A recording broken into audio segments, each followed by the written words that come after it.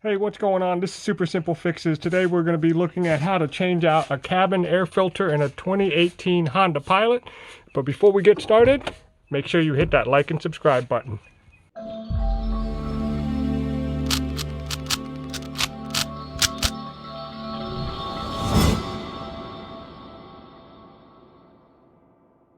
Alright, so this is the glove box to the Honda Pilot. Obviously you gotta pop that open, take out all the junk in your glove box.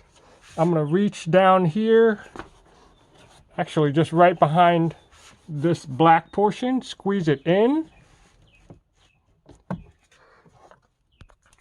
And then you got to do the other side too. So I've got one hand on the camera. It's a little tough to do that. So you squeeze both sides in like that. Leave this little piece connected.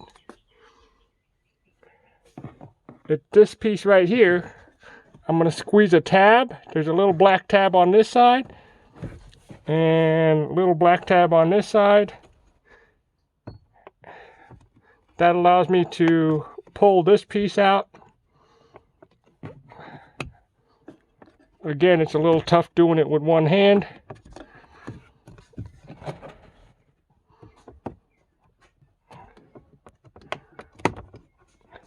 All right, now we got it. Just gonna slide it on out. And you've got this piece right here. This is what we need to change.